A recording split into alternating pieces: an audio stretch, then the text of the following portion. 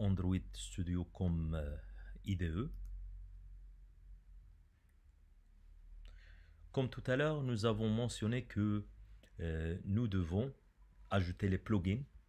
Si on le fait, on va trouver, après redémarrage, nous allons trouver New Flutter Project si on veut.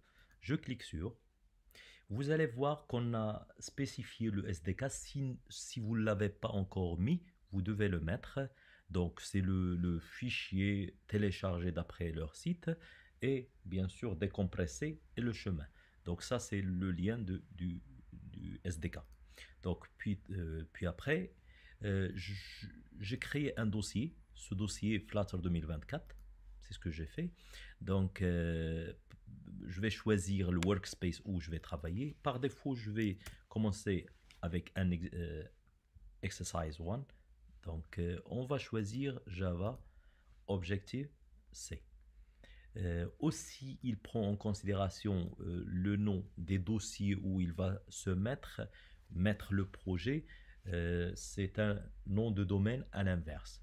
C'est semblablement au Spring, si vous vous souvenez aussi. Alors, create.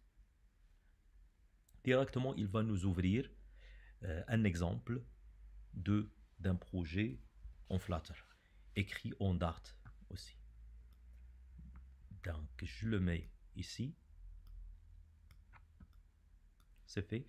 Puis après, nous allons choisir le simulateur.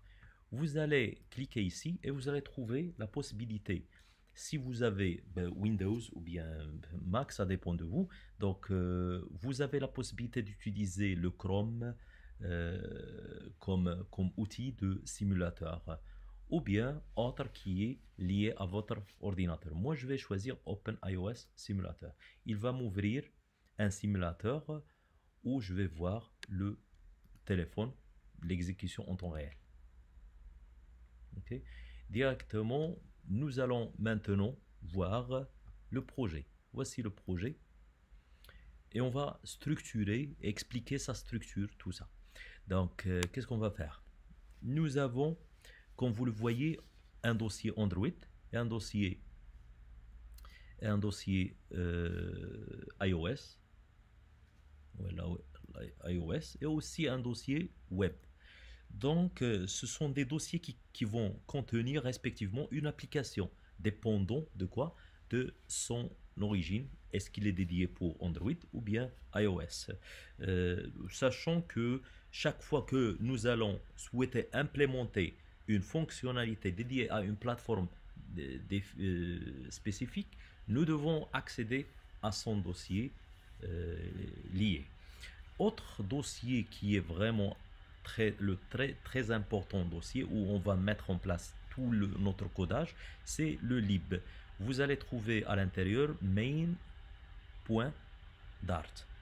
Donc, il va contenir le codage, notre codage. C'est là où je vais mettre en place des dossiers pour la structuration de notre projet et les fichiers dédiés à ceci, de type .dart.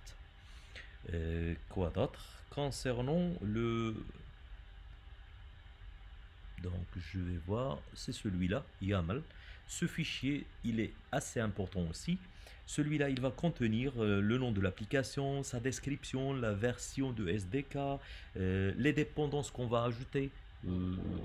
Pour brûler un peu les steps, les dépendances, je veux dire avec, si vous voulez utiliser une base de données, les images que vous voulez spécifier, on va l'utiliser, les intégrer ici. Alors quoi d'autre concernant ce dossier-là? IDEA.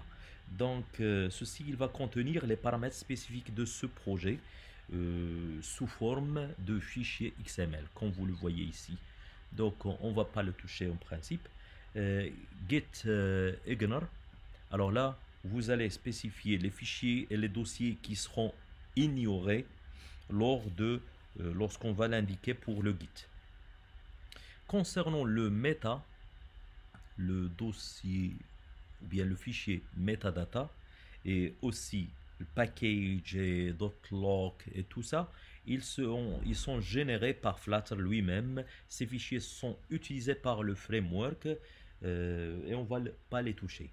Concernant README, vous le connaissez, il représente juste les informations et l'explication de votre projet. Ça, grosso modo, une petite explication concernant les dossiers et les fichiers qu'on va travailler avec.